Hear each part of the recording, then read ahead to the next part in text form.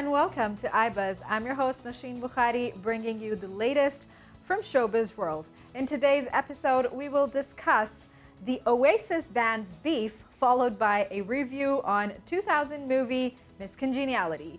First things first, let me quickly take you to the top stories of the day. British music exports reach a record high.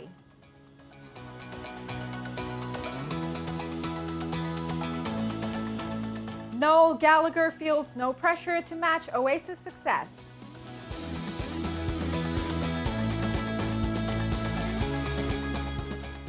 Dwayne Johnson weighs in on future of running as president.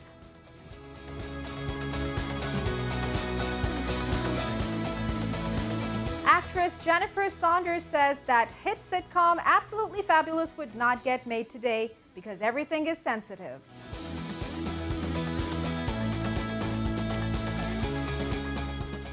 And Jennifer Lopez to star in Netflix's sci-fi film Atlas.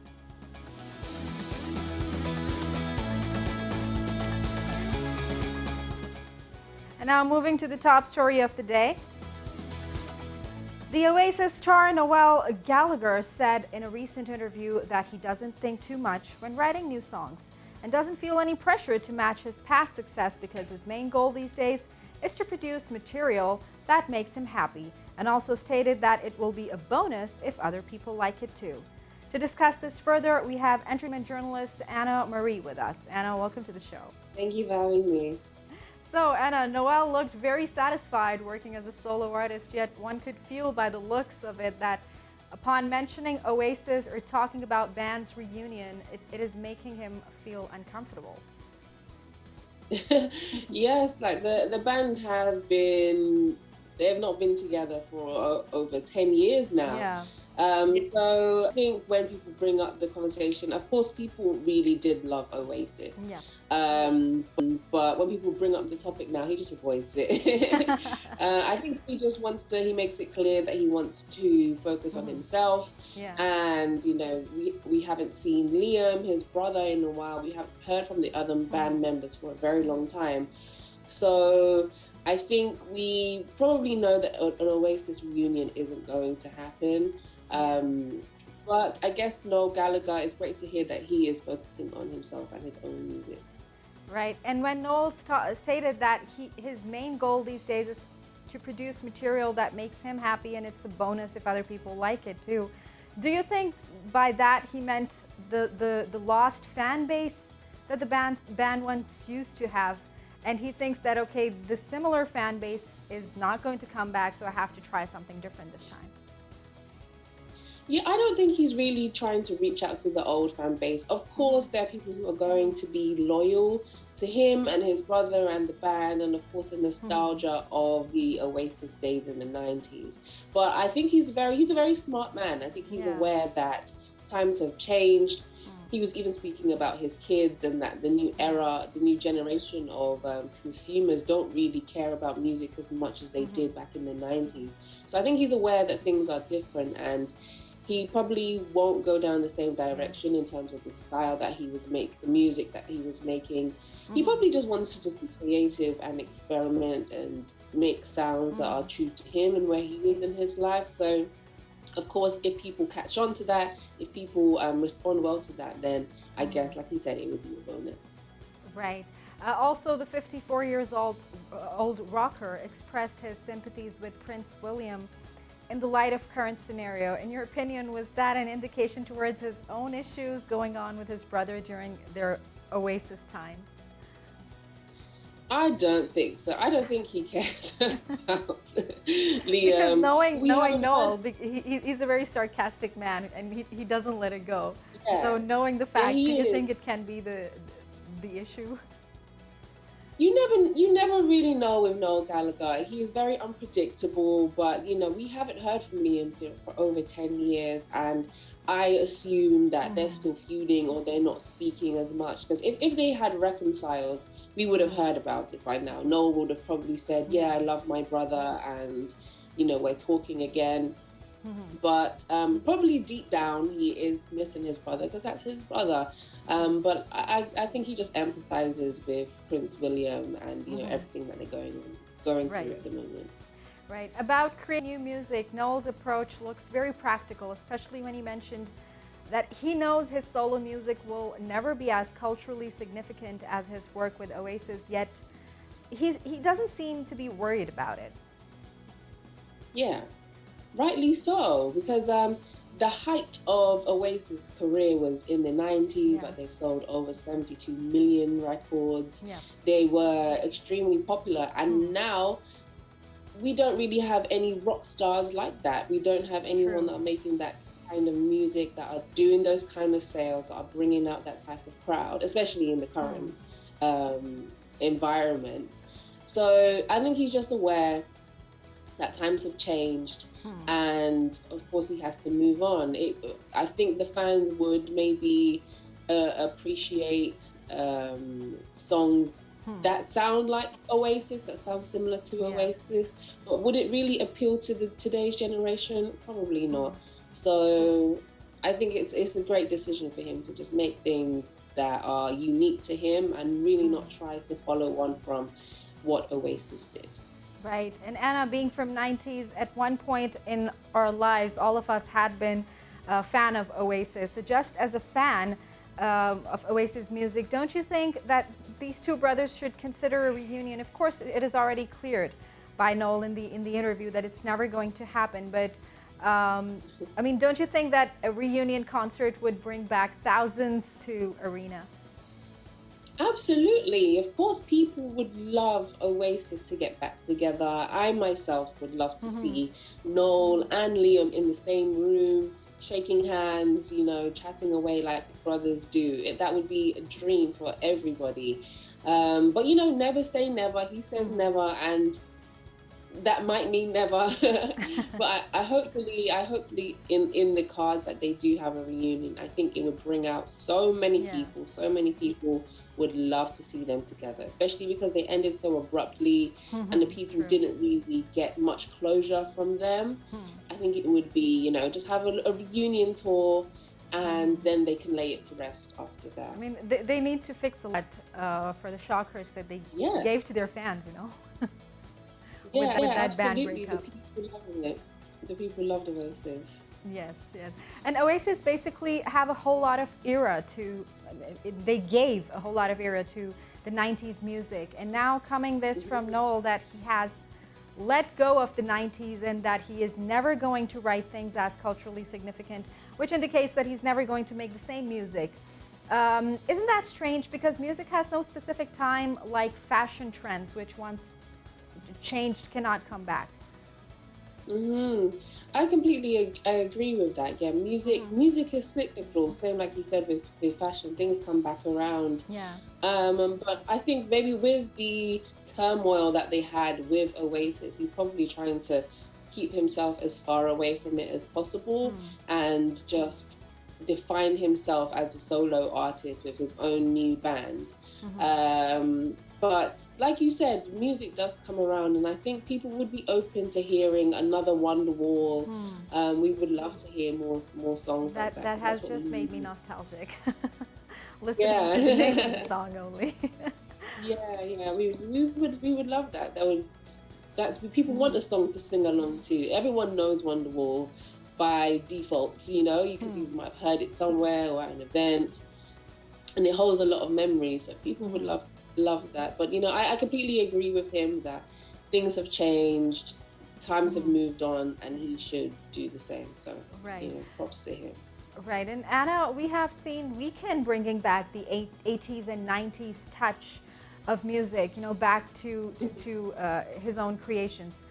And he created a huge fan base for that. I mean, the generation that is listening to Weeknd these days is not from the 90s, but they have developed a taste for that certain sort of music. So why is it that the veteran musicians these days are being reluctant of continuing in their own created styles? Do you think that they are under pressure because they see the newcomers or the new artists as a competition to themselves? I think it could be a type of feeling, some type of competition. Yes, that would be understandable. I also feel that, in your life, when you reach a certain point, you want to just kind of grow and Yeah. move on from the things that people knew you for and the things that you used to do. And you want to explore and experiment. I also feel that, deep down they might feel that they might not be accepted by the new generation, or the new generation might not understand or know or care about what they do, which is why you see a lot of samples being made by new artists, like you said, The Weeknd, even Miley Cyrus. Yeah. Like, she really connecting with her 80s pop music. So in that sense, those artists are educating the younger generation, but they are not experiencing it in the same way that people did back in the 90s. I would love to see a lot more bands get back together. We have a band here in the UK called Take That, who constantly get back together. Robbie Williams was a part of that band, and they constantly get back together. And every time, for me, I'm like, again, how many times are we going to get back together? But I'll watch them on TV, and it's an absolute joy to see them on stage, and everybody in the crowd knows the words. I know the words, and it's a beautiful feeling. So, I'd love to see more artists from the 80s and 90s popping back.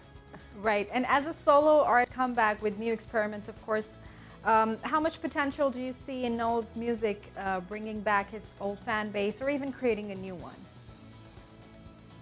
I think he has a very, very good potential to bring in a new fan base and bring back his old fan base. His old fan base are loyal. Oasis fans are so loyal. They're still playing their music.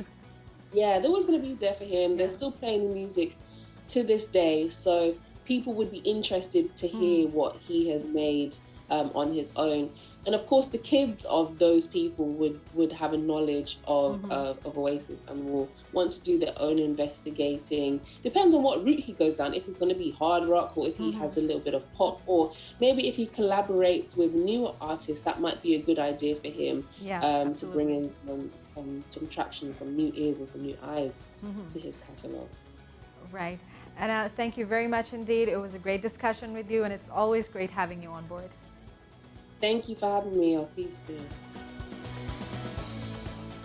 That was Anna Marie on Noel Gallagher. And now moving to other story details of the day.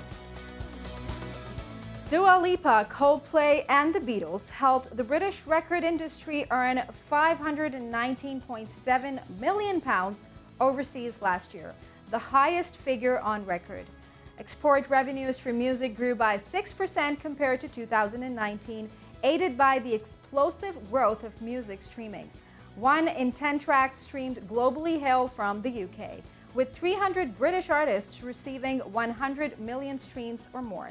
Dua Lipa's Don't Start Now was the biggest British hit of 2020. Dwayne Johnson has many people across the U.S. supporting him for becoming a president.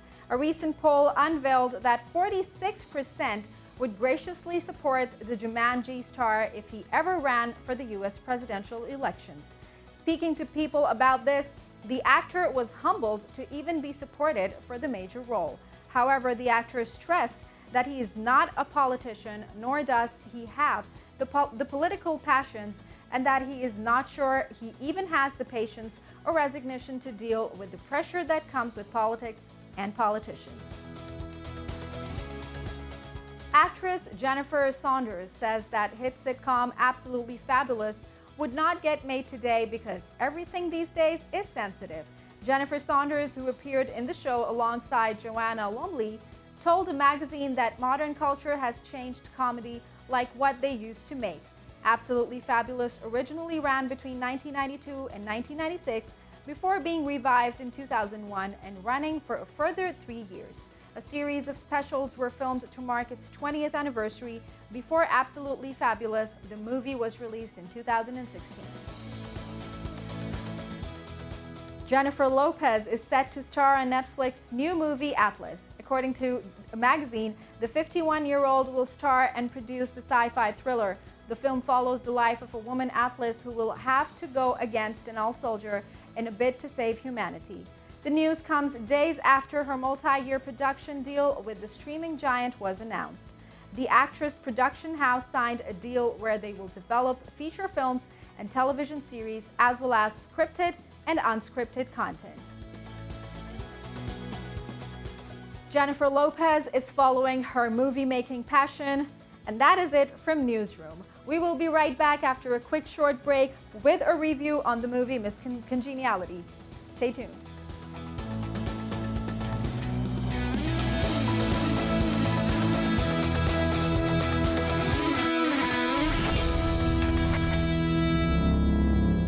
We will be reviewing the 2000 comedy movie Miss Congeniality. Gracie Hart, a tomboyish detective, is made to infiltrate the Miss United States beauty competition as a member after her department learns that the event is under threat from an anonymous bomber. To review the movie, we have Rachel with us, who is a film critic. Rachel, welcome to the show. Hi, guys. So, Rachel, Sandra Bullock's transition of character in this movie, how would you define that? I think it's one of the few movies in which the audience knows quite well that Sandra Bullock is traditionally a good-looking woman. You know, Yes. Most of these montage movies, the makeover movies, you know she's a pretty girl. You know she's really gorgeous and hidden under frizzy hair and spectacles and whatnot. But we know Sandra Bullock. We know that at her best, she's not the world's most classically beautiful woman. She's like, but to see her transform, and particularly the kind of before she has, you know, she's snorting, she's taking things, she's a boxer. Yeah. And for her to be the epitome in that narrow definition of what we think women need to be, and her kind of squeeze herself, almost corset herself into a new character, great fun to watch. And 21 years later, it's great fun. It holds the humor. You're still laughing at all the jokes. Yes, of course. I mean, we don't get to see these movies very often these days. Things have changed a lot. So, Rachel, the story keeps on developing. I mean, one does not feel bored and keeps looking for more information. What are your thoughts on that? I mean, the story development. I think they did a really good job with keeping her as much, you know, a hard-ass policewoman as she wanted to be, you know, a good pageant member to be able to do her job. She knew she didn't really subscribe to whatever, you know, the beauty ideals that are subscribed to in the Miss Universe, Miss United States pageant. And yet she really wants to do it, you know, her job well. She wants to learn the choreography and she wants to glide, as Michael Caine tells her. And this is really a story of a woman wanting to do her job well. So I think those are much better messages to leave with rather than saying, oh, you know, queens are all stupid or beauty pageants are all rubbish. So there is plenty of good stuff to watch for the film. Right. And Rachel, a lot of Sandra Bullock movies were releasing during those times. The Net, Speed, Lake House. She was criticized of remaining the same in each and every movie. I mean, she would not, you know, hone up her skills. And watching every movie, you could easily tell that, okay, it's the same Sandra Bullock I saw in The Net. It's the same confused Sandra Bullock that we saw in the Lake House and stuff. So how would you, I mean, what are your thoughts on that? Do you agree with this or not? Well, I think we push women and most actors into a little mold, you know. Speed is a film no one saw coming. No one thought it would be the big hit that it is. And if you've seen, if you watch the film, you know how much fun it is. And you know Sandra Bullock really is essentially driving a bus for that film. There isn't very much development to her character because they didn't think they were going to make this epic film. So she had this little smidgen to shine, as did Keanu Reeves actually. And suddenly they both found themselves in the center of all this attention and everyone's like, show us what else you can do and show us what else you can do. And I think that's unfair for most actors, it's unfair for most films. But she got what she wanted with The Net, in which she showed her thriller chops, you know. Most of the film is her trying to figure out what the hell is happening and why am I involved in it. All I did was buy a pizza off the internet. She did that. She did romance, she did a whole bunch of things. But Miss Congeniality is a film in which you go to watch it because of Sandra Bullock. I mean, think about it. Character Benjamin Bratt, nobody in Hollywood. You see him, you go hubba a little bit, but you forget him. And the film is really for her. It's for her to showcase exactly everything that she needs to do, which she's good at the fight, she's good at the comedy, she's good at really making you care for her character. And the film really got us to fall in love with everything that Sandra Bullock brings to the table, which is a lot.